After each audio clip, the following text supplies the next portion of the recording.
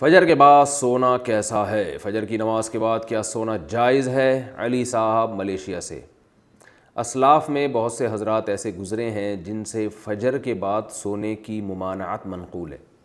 البتہ قرآن و حدیث میں ایسی کوئی ممانعت نہیں ہے، ایسی کوئی دلیل نہیں ہے جس سے پتہ چلتا ہو کہ فجر کے بعد سونا ناجائز ہے۔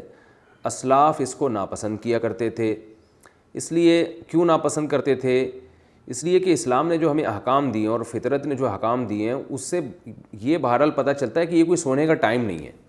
دیکھیے اگر فجر کے بعد اسلام نے ہمیں سلانا ہوتا تو فجر کی نماز میں اٹھاتا کیوں ہمیں اسلام؟ یعنی یہ تو عجیب سی بات ہوئی نا، کسی کو اٹھا کے دوبارہ سلایا جا رہا ہے۔ تو اسلام نے فجر کی نماز رکھی ہے یہ بتانے کے لیے کہ یہ اٹھنے کا ٹائم ہے، اور فطرت بھی یہی کہتی ہے کہ آپ فجر کے بعد نہ سوئیں۔ پرندوں کو دیکھ لیں، جانوروں کو دیکھ لیں آپ کہ پرندے صبح صبح کیسا چہچہانا شروع کر دیتے ہیں، بلکہ مرغا تو تہجد کے وقت سے ہی اذانیں دینا شروع کر دیتا ہے۔ اور آپ صلی اللہ علیہ وسلم نے فرمایا لا تسبوا الدیک فإنہ یؤذن للصلاۃ، مرغے کو برا مت کہا کرو اس لیے کہ وہ اذان کے لیے، وہ نماز کے لیے جگاتا ہے۔ تو جو فطرت کہتی ہے اسلام وہی کہتا ہے، اور جو اسلام کہتا ہے فطرت وہی کہتی ہے، وہ یہ ہے کہ رات کو جلدی سوئیں اور صبح جلدی اٹھیں۔